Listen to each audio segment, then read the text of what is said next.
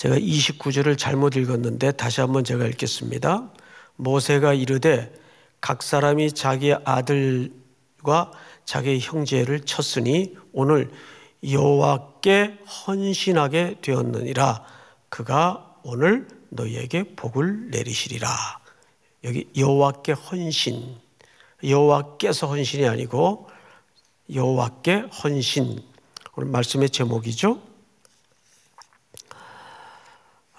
이제 지난주는 그 금송아지를 만들고 우상 숭배에 빠져버린, 그리고 하나님을 희롱하는 자리에까지 전락을 해버린 이스라엘 백성들의 상태를 봤죠. 모세는 여기에 격분하게 됩니다. 그리고 이제 그 금송아지를 부수고 가루를 만들어서 백성들로 하여금 마시게 하죠. 우리 20절을 한번 볼까요? 모세가 그들이 만든 송아지를 가져다가 불살라 부수어 가루를 만들어 물에 뿌려 이스라엘 자손에게 마시게 하니라. 자, 그리고 나서 오늘 본문 25절을 보면 첫 절입니다. 모세가 백성이 방자하니 이는 아론이 그들을 방자하게 하여 원수에게 조롱거리가 되게 하였음이라. 이에 모세가 진문에 서서 이르되 누구든지 여호와의 편에 있는 자는 내게로 나오라 하매 누가 나왔습니까? 그렇죠. 레위 자손이 다 모여들었습니다. 이제 모세가 어떤 이제 방도를 생각한 거예요. 그 방도란 뭐냐 하면 이 문제는 이렇게 그냥 없던 일로 덮거나 그냥 넘어갈 수 있는 문제가 아니다. 반드시 우상 숭배에 빠졌던 죄에 대해서 대가가 지불이 돼야 된다라는 판단 아래 이걸 계속 이대로 그냥 넘어갔다가는 이 무서운 우상 숭배의 뿌리가 백성 공동체에 남아서 온 이스라엘을 멸망의 길로 빠뜨릴 수 있겠다는 판단하에 이제 그 처벌을 하기 위해서 방도를 낸 내용입니다. 해서 여호와 편에 선 자는 다 내게로 나오라. 해서 누가 나오나 봤더니 유일하게 레위 자손만 모세 앞으로 전부 나오는 거예요. 그리고 이 레위 자손을 통해서 그 이스라엘 백성들이 광야에서 무려 몇 명이 죽냐 하면 3,000명이 죽어요. 그런데 고린도전서에서는 23,000명이 죽었다고 얘기하고 있죠. 그러니까 2만 명이 더 죽어요. 언제 죽냐 하면 마지막 절을 보십시다. 35절 여호와께서 백성을 치시니 이는 그들이 아론이 만든 바 그 송아지를 만들었음이었더라. 이것이 2차 징벌입니다. 그러니까 합하면 몇만 몇천 명이 죽어요. 2만 몇천 명이 죽어요. 고린도전서의 기록을 그대로 빌리자면, 그러니까 이 죄는 모세 입장에서도 그랬거니와 하나님 입장에서도 무시무시한 처벌이 이루어졌던 아주 무서운 죄입니다.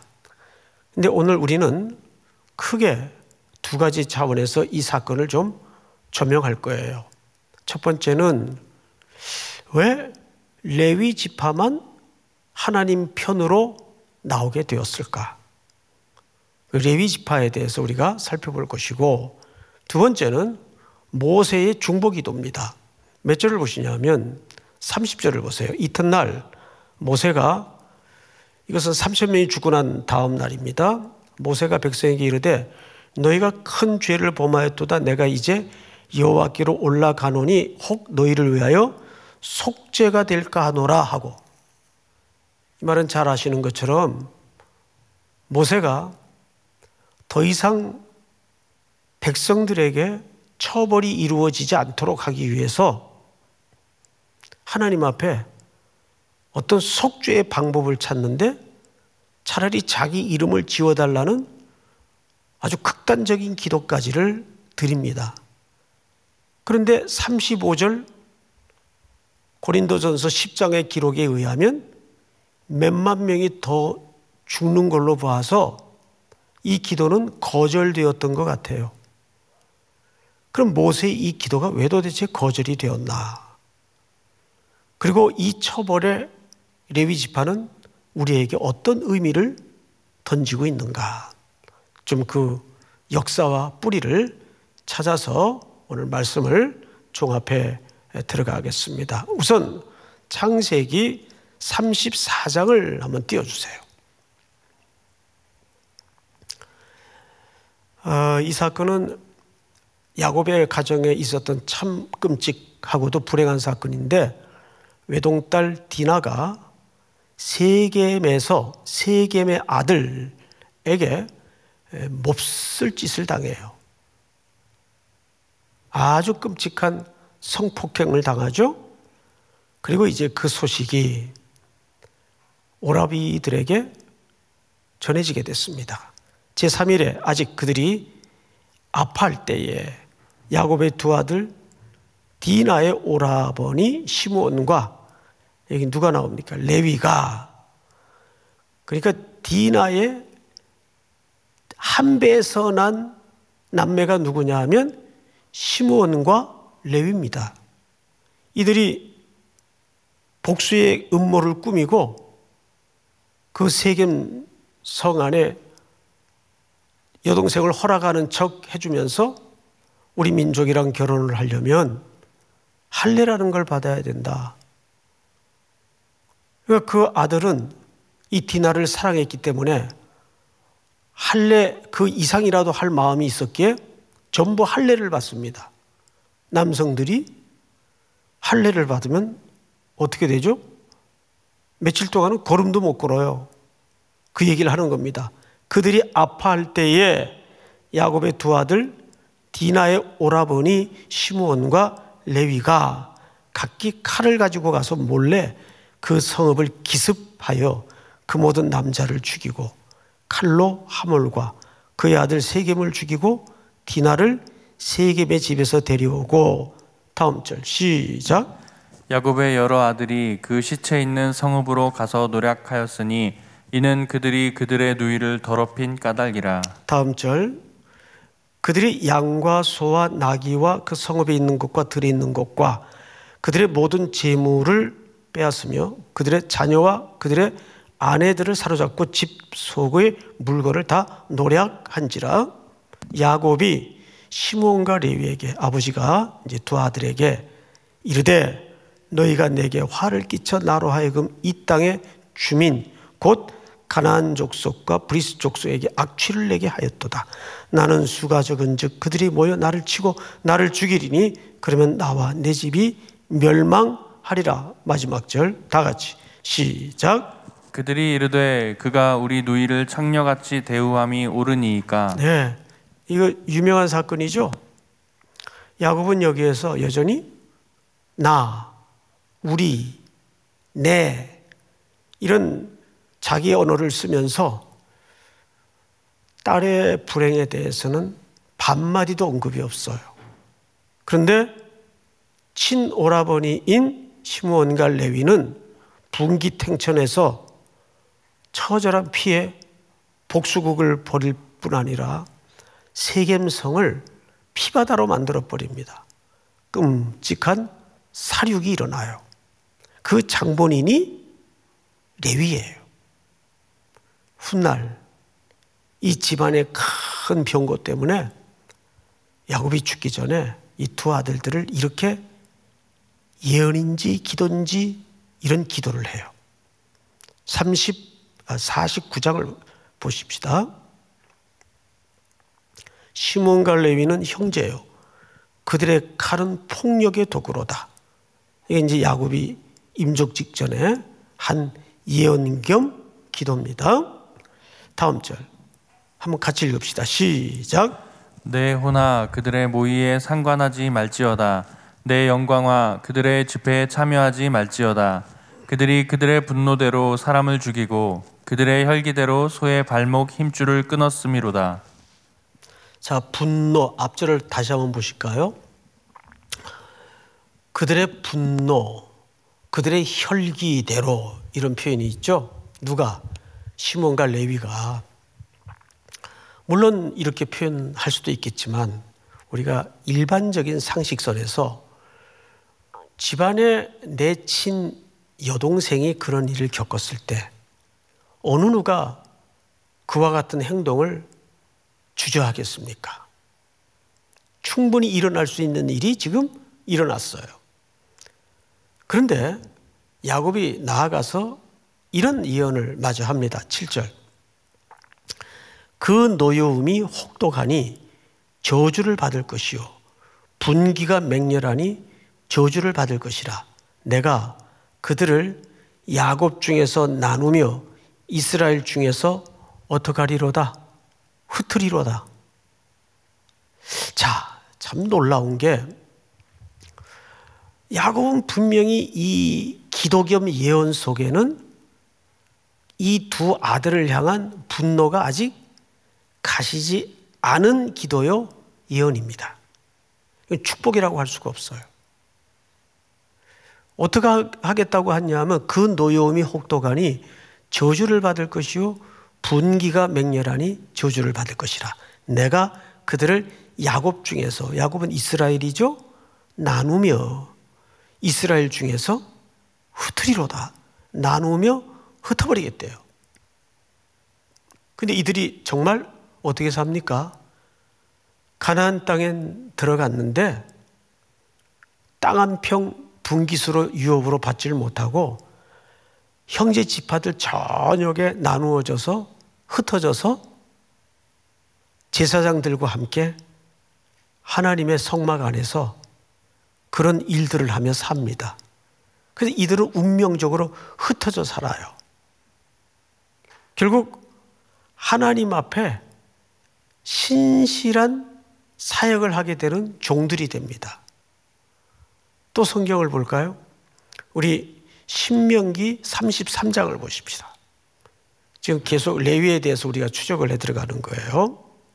레위에 대하여는 일렀으되 주의 둠밈과 우림이 주의 경건한 자에게 있도다. 놀랍죠? 경건한 자라고 표현을 했을 뿐만 아니라 그들에게 뭐가 있대요? 주의 둠밈과 우림이 누구에게? 레위에게. 이 둠밈과 우림은 뭐 하는 거죠? 하나님의 뜻을 묻는 데 쓰는 도구들입니다. 그게 레위에게 있대요. 근데 그 레위를 오늘 신명기 기자는 경건한 자라고 소개를 합니다. 주께서 그를 마사에서 시험하시고 무리바 물가에서 그와 다투셨도다. 이게 조금 난제예요. 다음 절. 그는 그의 부모에게 대하여 이르기를, 잘 들으셔야 돼요. 9절. 그는 누가? 레위는 그 부모에 대하여 이르기를 내가 그들을 보지 못하였다 하며 그의 형제들을 인정하지 아니하며 그의 자녀들을 알지 아니한 것은 주의 말씀을 준행하고 주의 언약을 지킴으로 말미암음이로다. 앞뒤가 잘 안 맞죠? 주의 말씀을 준행하고 주의 언약을 지키는데 이들이 어떻게 했대요? 부모에 대해서는 보지 못했다 하고 나 안 봤어. 형제들에 대해서는 인정하지 않고 자녀들에 대해서는 나 몰라. 근데 그게 뭐라고 평가되고 있죠? 신명기서에서는 주의 말씀을 준행하고 주의 언약을 지킴으로 말미암음이로다. 이 뜻입니다. 우리 마태복음 10장에 보면 이제 다음 주 우리가 볼 본문인데 마태복음 10장을 한번 보십시다. 내가 세상에 화평을 주러 온 줄로 생각하지 말라. 화평이 아니요 검을 주러 왔노라. 내가 온 것은 사람이 그 아버지와 딸이 어머니와 며느리가 시어머니와 불화하게 하려 함이니. 다음 절. 사람이 원수가 자기 집안의 식구리라. 아버지나 어머니를 나보다 더 사랑하는 자는 내게 합당하지 아니하고 아들이나 딸을 나보다 더 사랑하는 자도 내게 합당하지 아니하며 또 자기 십자가를 지고 나를 따르지 않는 자도 내게 합당하지 아니하니라. 자기 목숨을 얻는 자는 잃을 것이요 나를 위하여 자기 목숨을 잃는 자는 얻으리라. 무슨 얘기입니까? 이것은 오는 건 버리고 오는 건 취하라는 말의 의미가 아니고 우선순위의 문제예요. 하나님은 굉장히 그 사랑의 속성이 독점적이십니다. 어떤 것도 주님보다 더 사랑해서는 안 돼요. 그것이 하나님의 독점적인 사랑의 속성입니다. 근데 우리는 이 세상에 너무 취해 살다 보면 하나님하고 적당히 이 문제를 타협하거나 섞어 살아요. 그런데 지금 이와 같은 삶의 큰 전환을 가져다 준 인물들 지파가 누굽니까? 레위 지파예요. 한때는 여동생의 그 고통을 보다 못해서 그 혈육의 아픔 때문에 온 한 도성을 여호와의 이름을 빌려서 피바다를 만든 장본인들이에요. 그래서 그 아버지 야곱이 화가 나서 그게 축복 기도도 아니고 기도 속에 거의 저주에 가까운 내용으로 퍼부어요. 흩어져 살 것이고 나뉘어 살 것이다. 저들은 폭력의 도구로다. 내 영광아 저들의 모의에 참여하지 마라. 기도 속에 그런 아주 격렬한 감정을 담아서 창세기 49장에 토해 놔요. 근데 하나님은 그걸 어떻게 바꾸죠? 먼 훗날. 오늘 출애굽기 32장에 보니까 여호와의 편에 설 자가 누군가 소집하니 누가 나옵니까? 레위 지파만 나옵니다. 그리고 하나님은 그들을 동원해서 어떤 일을 하시는가요? 보십시다. 27절 모세가 그들에게 이르되 이스라엘의 하나님 여호와께서 이렇게 말씀하시기를 너희는 각각 허리에 칼을 차고 진 이문에서 저문까지 왕래하며 각 사람이 그 형제를 각 사람이 자기의 친구를 각 사람이 자기 이웃을 죽이라 하셨느니라. 이 무슨 얘기냐면 이문에서 저문까지라는 말은 집집마다 가정마다 텐트마다 돌아다니면서 여호와의 편에 설 것입니까? 아니면 아닙니까? 일일이 탐문하고 물었다 그 말이에요. 여호와의 편에 서 있습니까? 여러분들이 만든 금송아지의 편에 서 있습니까? 물었다 그 말이에요. 그렇게 처단을 당한 자가 3,000명이에요. 성경을 보십시다. 28절 레위 자손이 모세의 말대로 행하매 이날에 백성 중에 3,000명가량이 죽임을 당하니라. 모세가 이르되 각 사람이 자기의 아들과 자기의 형제를 쳤으니 오늘 여호와께 헌신하게 되었느니라. 이걸 뭐라고 표현해줘? 성경은 여호와께 헌신하게 되었느니라.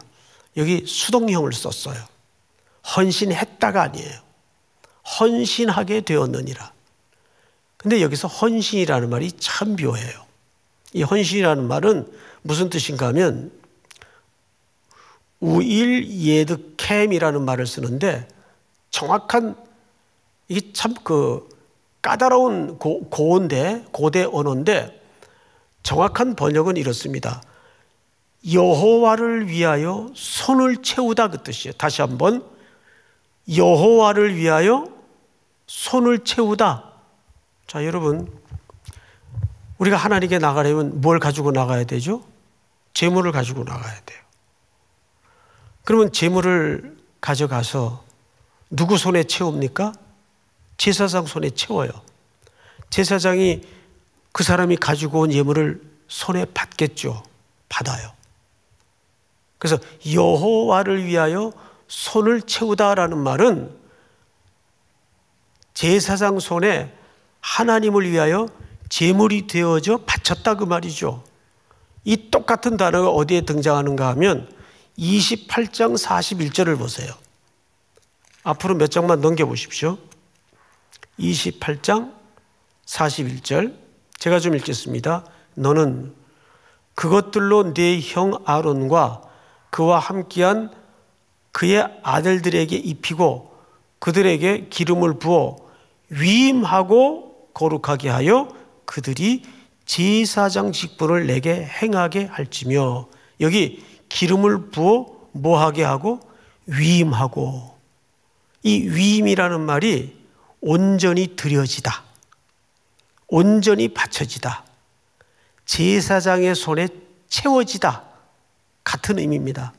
그래서 이 말은 직임을 맡을 때 주로 쓰는 표현으로 성경에서는 많이 동원됩니다. 자, 그러면 한 가지 정리가 돼요.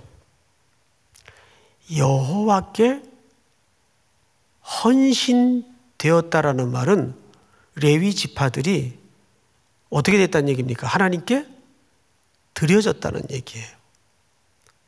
그럼 오늘 그 사람들은 현대적으로 말하면 누구이어야 하겠습니까? 베드로 사도가 얘기한 것처럼 너희는 다 왕 같은 뭐요? 제사장이요. 우리가 하나님께 이미 드려진 존재입니다. 여러분 그렇게 믿습니까? 우리가 하나님께 드려진 존재예요. 하나님께 위임된 존재예요. 우리가 제사장의 직임을 맡았다고요. 그래서 여기 헌신이라는 개념은 뭘 했다라는 말이 아니고 조금 더 정확한 개념은 어떤 존재로 살게 되었다 그 뜻이에요. 그러면 여쭤볼게요. 여호와께 헌신되었다는 말은 한두 가지 무슨 일을 했다 그 싸움이 아니고 네 자신이 우리 스스로가 하나님께 드려진 존재가 되었다는 싸움이에요. 그래서 원래 이 헌신이라는 말이 사사기에 보면 나실인이라는 말에서도 유래가 됩니다. 구별되어진, 구별한이 아닙니다. 구별되어진 존재. 누가 그렇게 우리를 구별하셨어요? 하나님이 따로 불러 세웠어요. 누구를? 천하의 혈기방자하고 분기탱천해서 칼리브림으로 온 도시를 피바다 만들었던 그 제어불능의 레위 지파를 하나님께서 헌신케 하셨어요. 그래서 그들이 나중에는 우린과 둠밈을 가지고 하나님 앞에 경건한 자로 서 있더라고요. 근데 그들이 어떻게 살았어요? 엎어져도 십자가. 엎어져도 십자가. 여러분 성경을 다시 한번 볼까요? 우리 본문 30절을 한번 보십시다. 32장 30절. 모세가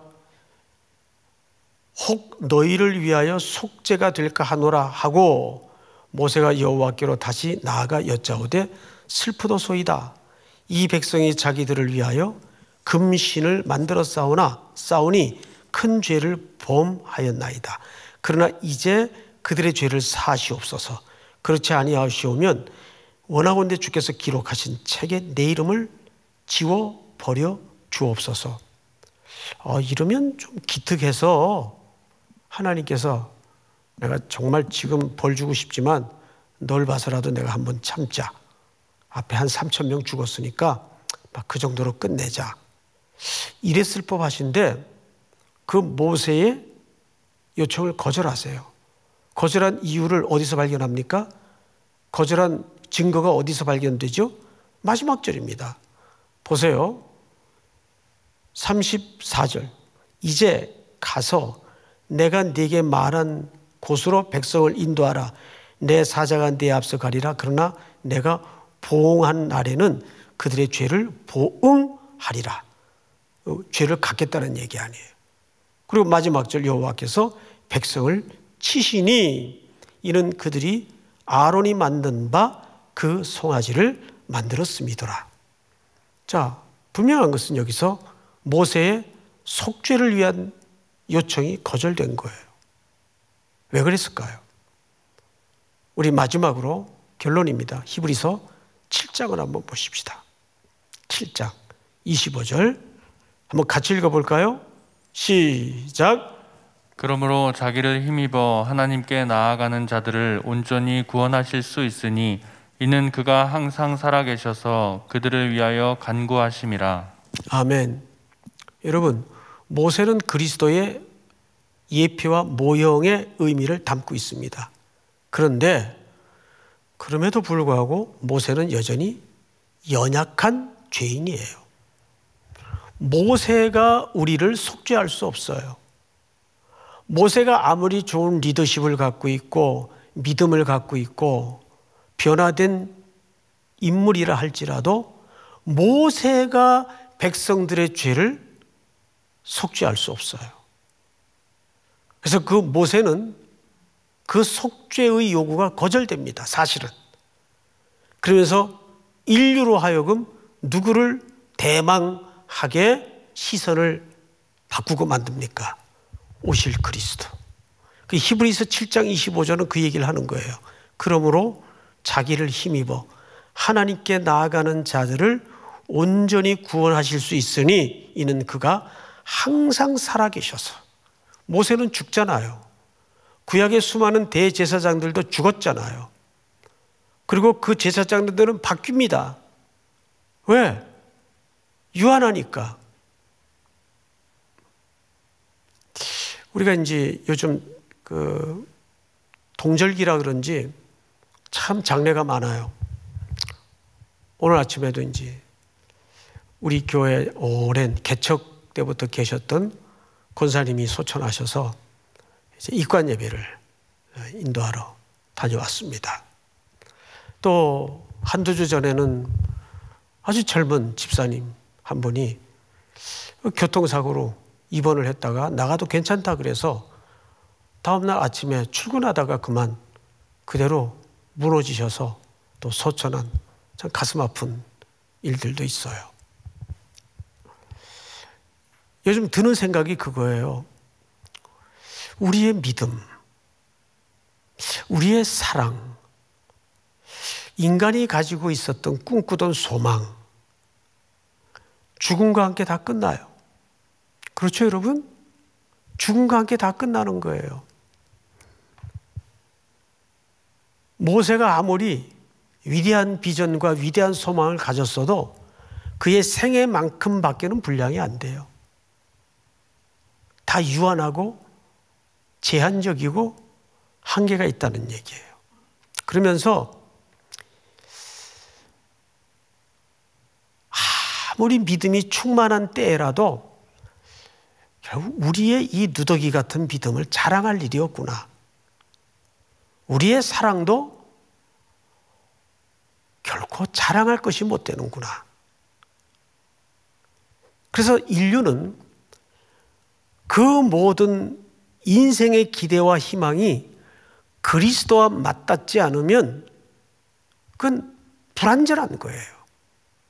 근데 우리가 언제 온전해지고 완전해지냐면 그리스도와 접촉이 될 때, 그리스도 안에 머물게 될 때 모든 것이 완전하고 안전해지고 하나님께서 우리를 레위 지파의 조상들인 레위처럼 칼을 들고 혈육 때문에 혈기방자하던 그런 사람들을 혈육과 상관없이 무조건 하나님 편에 서게 만들어 경건한 자로 사용하시는, 그러니까 그런 사람들도 하나님의 은혜에 붙들리니까 하나님께 헌신된 존재가 돼요.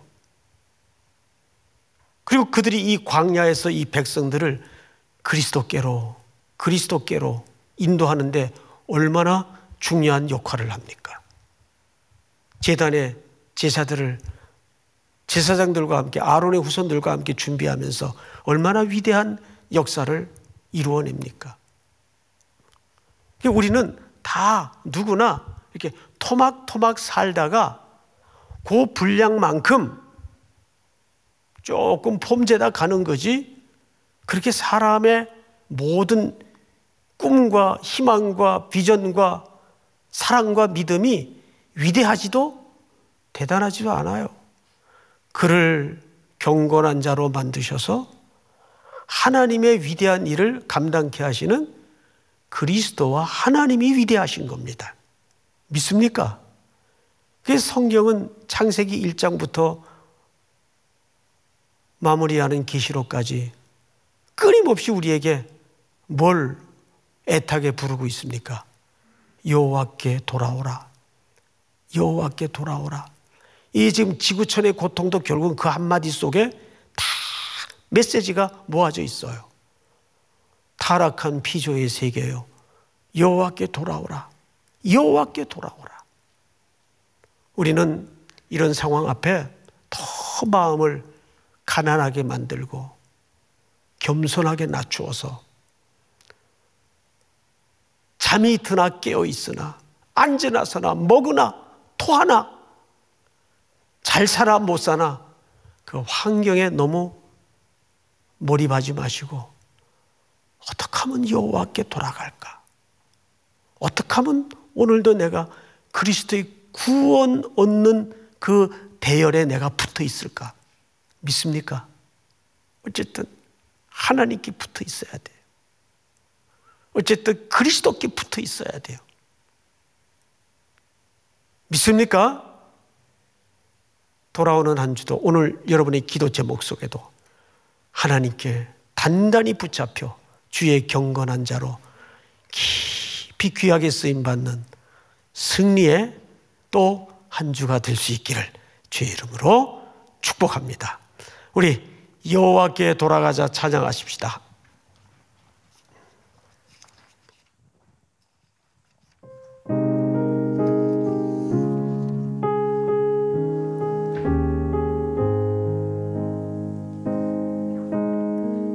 내 백성이 나를 떠나 돌아섰지만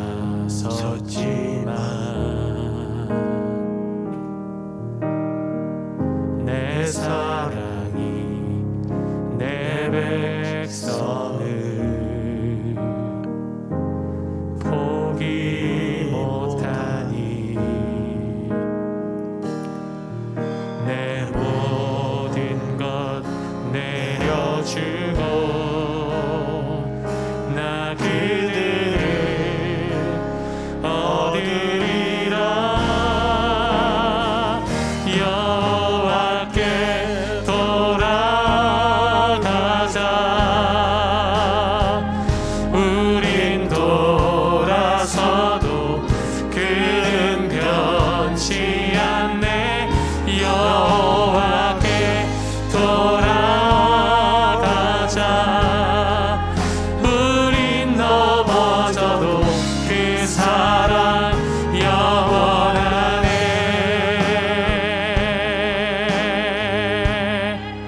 내 백성이 나를 떠나 돌아섰지만 내 사랑이 내 백성을 포기 못하니 내 모든 것 내어주고 내 모든 것 내어주고 나 그들을 얻으리라. 여호와께 돌아가자. 우린 돌아서도 그는 변치 않네. 여호와께 돌아가자.